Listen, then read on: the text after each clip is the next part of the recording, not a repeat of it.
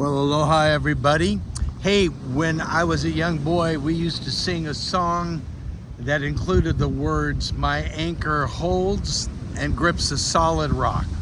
And that is certainly what this day reflects to me on the 3rd anniversary of the horrific Lahaina fire. I'm down here in downtown Lahaina. You're looking at the island of Lanai in the background, and I'm on one of the burned out lots. But on this day, you'll see some food trucks and trailers. Actually, those are for the people that had their house there. And right across the street from me is the stairway, or the steps really, to the Lahaina Methodist Church. And that is kind of the head grounds. As you see the tents in the background, that's kind of the headquarters, I should say, for today's events over by that tree and all the tents. This is the anniversary activities and different speeches, a lot of Hawaiian music, and really trying to get people back to just embrace Lahaina. On the 1st of this month, August, I'm speaking to you on Saturday, I think it's the 8th, they opened up Front Street all the way. There have been security guards and barriers all the way, but you see behind me, right here on the seawall, that is Front Street going north and south, all the way to the south entrance of Front Street, to behind me, all the way to the north where the chart house used to be. That is open now. They're encouraging people to drive through. There's not much down here, as you can tell, but they are doing food trucks now on, I think, Friday nights occasionally, and getting people back to embrace Lahaina town as it rebuilds. The lot of course, difficulties in the process, a lot of uncertainty of what will be built. There's some telling us that here on this side, on what we call the ocean side or the Mackay side of the road, they're not going to rebuild as far as businesses. On the other side, they say they're going to restore much like it was. So behind me is where a lot of that was, a lot of the businesses where all these bare lots are. I don't know if you can see the one structure that's way down there. That was Fleetwood's from Fleetwood Mac's restaurant. That may be one of the first ones, along with Chemo's. They've signed a letter of intent.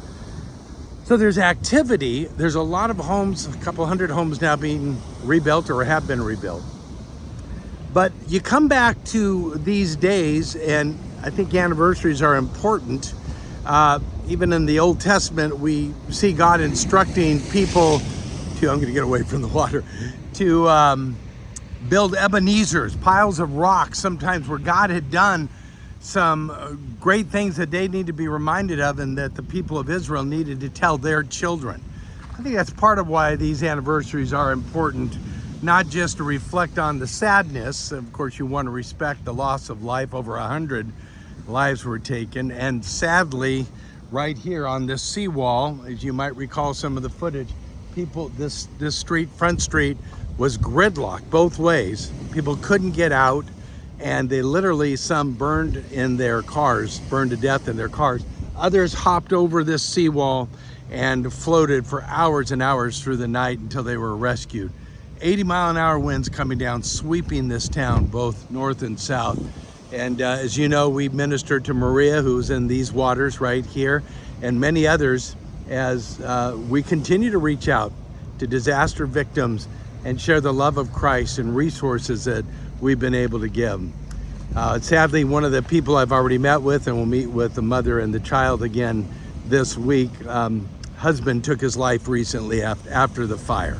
And, you know, we may think, oh, 3 years, you know, there's another fire in Spokane that's devastating. There's devastation all over. It just takes a chunk out of your life, and what it does to the soul and the thoughts of men and women, and especially children, we don't always recognize fully. So that's why we're committed to long-term ministry, counseling, support from our church family, all the way through to everyone that we reach out and touch. And that's as far as Israel, with the disasters constantly there that Tom and Jeannie ministered to.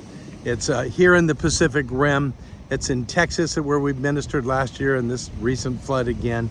to our East Coast, wherever God calls us as Christians to minister. And I thank you, just before we go on today, as a church family, for having that heart, for being willing to look beyond ourselves. I mean, I view sometimes how comfortable we have it. We meet at the coach house, and we love that. We love the opportunity to meet there. We have a church family that loves each other. Not so in every church, but I love that fact. And what we've decided to do with that is not to hoard it and just say us four and no more, but to go out from the Pacific Rim to the Pacific Rim and beyond, and to say, God, where would you have us minister? Well, obviously Lahaina town is one of those. And as we see this recovery, hold on just a second.